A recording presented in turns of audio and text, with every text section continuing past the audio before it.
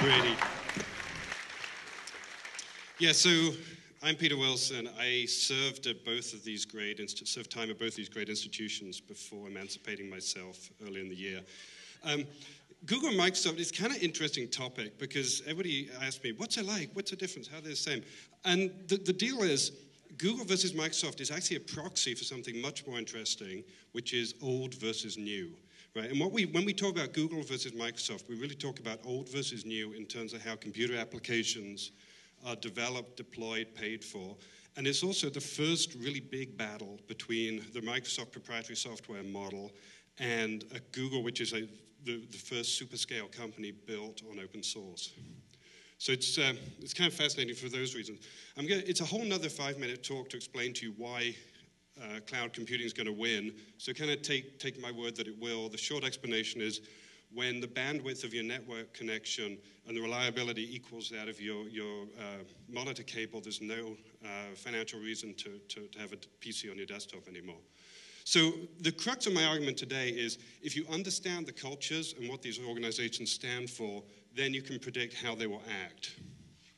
So Google's culture, there are basically three things which I really believe. And they don't talk about this externally, but first one is the amount of money Google makes is proportional to the number of people online. So the more people you get online, the better things are. Second one is Google can monetize traffic on the web better than you can.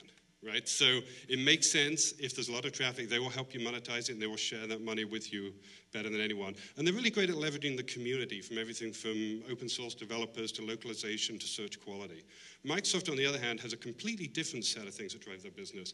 They believe in developing and then restrictively licensing a platform as a way to drive revenue. They believe primarily in devaluing their partners. They call it commoditizing their complements, but it's what they did to IBM, and it's why working in PC hardware sucks so much right now. And they build an ecosystem instead of leveraging community, which means they get a bunch of people around them, and then they kind of suck the value to them from the work those people do.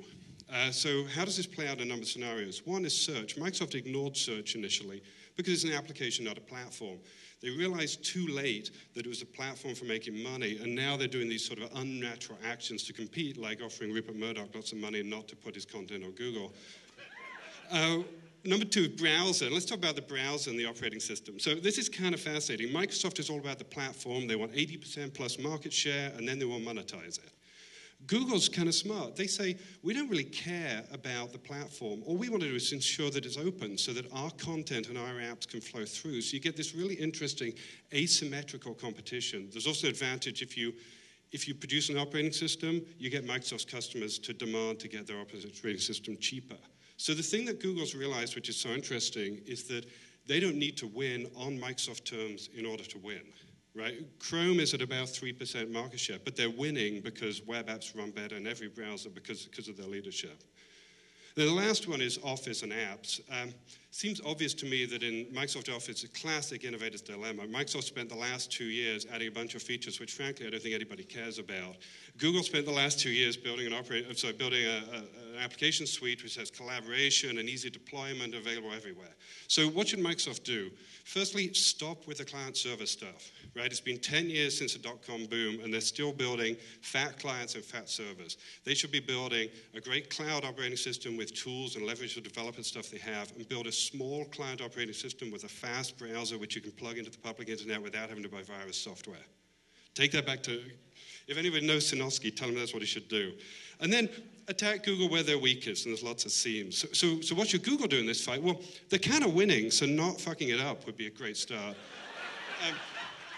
It's also an opportunity to be a white knight.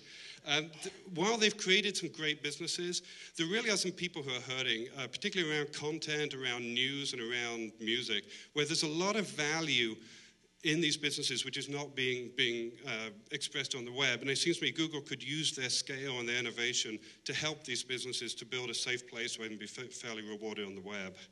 There is a great question that says, can everybody win? And I think the answer is firmly no, because both companies have very high margins, and their stock price and their employee compensation rely on that.